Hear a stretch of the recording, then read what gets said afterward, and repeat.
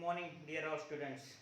We have started the chapter 5th, substances in the surroundings, their state and properties. In last period, we have learnt about the substances, their states and properties. We know that there are three substances. Am I right? Which are that? Liquid, gaseous and solid. Liquid, solid, gaseous. These three substances are there. Now we have learnt how the states are changed when supplied heat. Okay, a liquid changes into solid, solid liquid changes into vapor. For example, ice is in solid state. Then when we supply heat, it changes in uh, liquid state, and when we supply heat, then it changes into vapor, water vapor. Okay, means solid, liquid and gaseous state. म्हणजे पहिल्यांदा ते घट्ट असते, म्हणजे त्याला आपण स्थायी रूप म्हणतो. मग द्रवरूप, त्याला अजून उष्णता दिली की त्याचं वायू रूपात रूपांतर होते. अशा पदार्थाच्या तीन अवस्था असतात. त्यानंतर आपण त्याच्या आता प्रॉपर्टीज शिकणार आहोत. In this period we have to learn the properties. आपल्या आजूबाजूला अनेक सबस्टन्सेस आहेत. So many substances surroundings in our surroundings. So many substances in our surroundings. For example, here is the oil, here is the sketch pen, this is the chalk paste, water.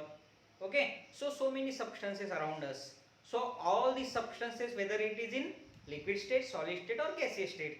Now today we have to learn the properties of these substances. So first property is brittleness. Okay, you know the brittleness.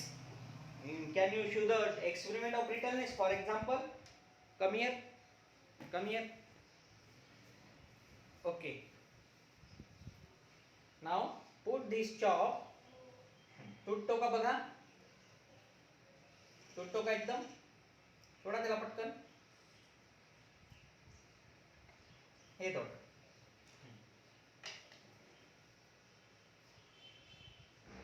Look at this. Yes, this is brittleness. म्हणजे तो सहज तुटला. आता हे बघा, हे sketch pen तुटते का? नाही. So this property is called brittleness. What is this called? Brittleness. Yes, this property is called brittleness. Tell loudly which property do we see? Brittleness. Yes, brittleness.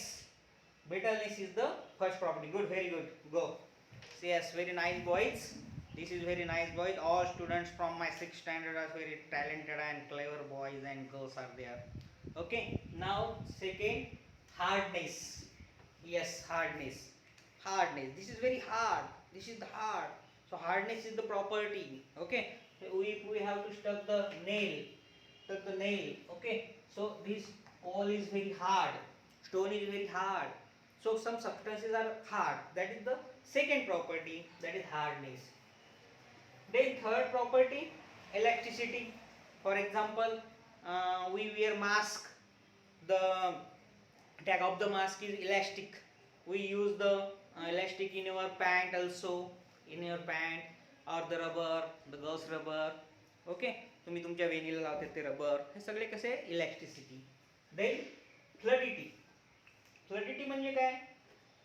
म्हणजे वाहण्याची क्षमता. याला इकडे असं टाकलं, हे बघा इकडे वाहत आहे, हे उतरण्याची क्षमता.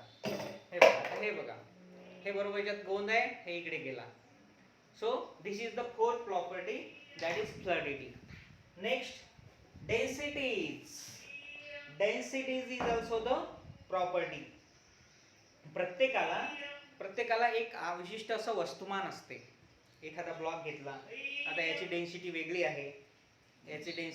आहे, so densities are the properties. Now the next property is solubility. So this is sugar. Okay, sugar is very hard or brittle? Yes, brittle. If I mix the water, after some time the sugar is soluble in water. म्हणजे हा पदार्थ पाण्यामध्ये विरघळला. तर विरघळणे ही सुद्धा एक property आहे. So solubility is also the important property of substance. Okay, now the next property is transparency. Many substances are transparent. We can see the next to that substances. That property is called transparent substance, transparency. एखाद्या काचातून आपण पलीकडे पाहू शकतो पदार्थामधून. So this property is also important. म्हणजे आतापर्यंत आपण 7 property शिकलो. Now tell me the first property. Tell me the first property. Which one is it? Read with me. Read with me. Brittleness. Brittleness. Hardness. Hardness. Elasticity. Elasticity. Fluidity. Fluidity. Densities. Densities. Solubility. Solubility. And transparency. And Transparency. These are the properties of substances. Properties of substances. There are so many substances around us. There are so many substances around us. 3 states are there: solid, liquid and gaseous, and these are the properties of substances. In this chapter we have to learn the next point: metals. आपल्या आजूबाजूला जेवढेही काही पदार्थ असतात त्यापैकी काही metals असतात तर काही नॉन मेटल्स असतात. आता आपल्या आजूबाजूला असलेल्या पदार्थांपैकी काही मेटल्स कोणते आहेत आणि नॉन मेटल्स कोणते आहेत हे ओळखायचे आहे. त्यापैकी एक पहिला पॉइंट आहे आपल्या पुस्तकामध्ये metals. So we have to learn the metals. मग आपण बघतो आजूबाजूला. आता हे काय आहे माझ्या हातामध्ये? कोणतं मेटल आहे सांगा लवकर. Identify the metal. Which one is this? Yes, correct. Gold. This is gold ring. Gold. Okay. So gold is the metal. Copper is the metal. Aluminum is the metal. Iron is the metal. So different examples we can say. But how to identify whether it is metal or non-metal? So we have to learn the properties of metals. Properties of metals. कोणत्या property आहेत? तर त्यामधली पहिली property आहे malleability. Okay. So on hammering repeatedly, खूप त्याला आपण जबरदस्त नेहमी त्याला हॅमर केलं अशा पद्धतीनं, the wire become flat. तो ठोकून फ्लॅट होते. बघा, याचं तुम्हाला टोक दिसतंय, याचं टोक दिसतंय. एखाद्या खिळ्याला आपण खूप ठोकलं किंवा तुम्ही एखाद्या वेळेस गरम केल्यानंतर बघितलं असेल की एखादी कुऱ्हाड बनवताना वगैरे. The wire becomes flat means we can change into form of a thin sheet. Metal can be converted into sheets by hammering. Metal can be converted into sheets by hammering. त्याला ठोकून आपण त्याचा पत्रा बनवू शकतो. So this property is called malleability. The second property, ductility. Ductility.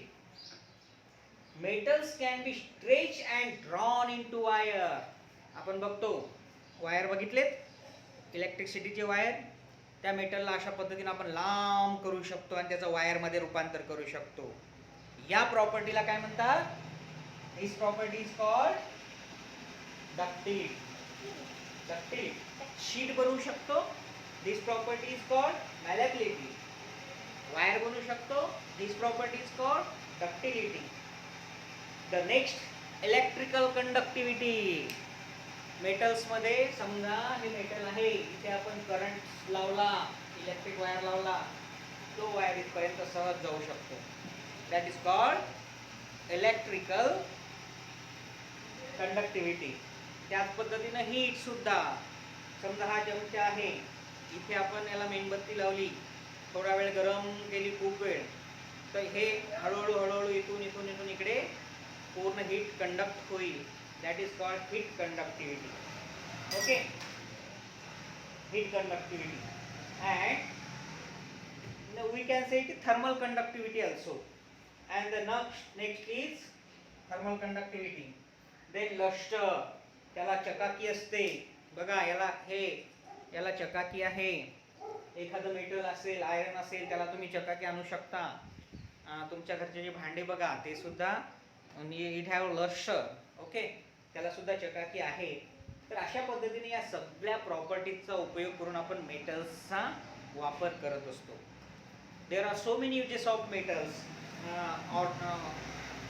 दागिने बनवतात सोन्याचे, कॉपरचे वायर्स बनवतात आणि त्या वायर्सचा आपण इलेक्ट्रिक कंडक्टिव्हिटीसाठी वापर करतो. त्याचबरोबर कुऱ्हाड आहे, शस्त्र आहे. पूर्वीच्या काळी तर फार उपयोग होता याचा. तर आता सुद्धा आपण वेगवेगळे मेटल्स वापरत असतो. या मेटल्सच्या ठिकाणी आता सध्या वेगवेगळ्या प्रकारचे दुसरे काही मॅनमेड पदार्थ आल्यामुळे थोडा मेटल्सचा आपण कुठे कुठे वापर कमी करत आहे. परंतु सध्या सुद्धा आता गोल्डचा आपल्याला माहिती आहे बघा, near about 50,000 rupees per 10 gram अशा त्याचा रेट आहे. म्हणजे मेटल्स हा सुद्धा इम्पॉर्टंट आहे, इलेक्ट्रिकल कंडक्टिव्हिटीसाठी सुद्धा इम्पॉर्टंट आहे. तर आत्तापर्यंत आपण या पूर्ण चॅप्टरमध्ये काय काय शिकलो त्याचं एकदा आपण रिव्हिजन घेऊया. पहिल्यांदा शिकलो आपण the states of substances. States of substances. Which states are that? Solid, liquid, gaseous. Yes, 3 states are there. याच्या स्टेट्स कशा चेंज होतात ते पण आपण बघितलं. एखाद्या पदार्थाला उष्णता दिली, त्याला हीट दिली की त्याच्या स्टेट्स चेंज होतात. बरोबर आहे? उष्णता दिली त्याच्या स्टेट चेंज होतात. परंतु काही पदार्थांना उष्णता न देता सॉलिडमधून उष्णते मिळाल्याबरोबर सॉलिडमधून लिक्विडमध्ये न होता डायरेक्ट कशामध्ये रूपांतर होते? वॉटर वेपर गॅसियस स्टेटमध्ये रूपांतर होते. या प्रोसेसला म्हणतात सब्लिमेशन. ओके, सब्लिमेशन हा सुद्धा आपण पॉईंट बघितला. त्यानंतर आपण बघितलं properties of substances. Now repeat after me. Which are the properties? Number 1, repeat after me. Brittleness, hardness, elasticity, fluidity, density, solubility, transparency. These are the 7 properties of substances. Properties शिकल्यानंतर आपण बघितलं की आपल्या आजूबाजूला जेवढे सबस्टन्सेस आहेत याचं 2 भागामध्ये क्लासिफिकेशन होते. क्लासिफाईड इंटू 2 ग्रुप्स, मेटल्स और नॉन मेटल्स. त्यापैकी मेटल्सच्या प्रॉपर्टीज आपण बघितल्या. Malleability, ductility, electrical conductivity, thermal conductivity and luster. Okay, या सगळ्या प्रॉपर्टीज बघितल्यानंतर आता आपल्याला या पाठाचा स्वाध्याय लिहायचा आहे. We have to write the exercise. सर्वप्रथम तुम्हाला या चॅप्टरमध्ये शेवटी what we have learned page number 40. Page number 40 वर व्हॉट वी हॅव लर्न्ड चे जे पॉइंट्स दिलेले आहे, जे समरी दिलेली आहे, the summary of the chapter you have to write in your notebook. Summary of the chapter you have to write in your notebook.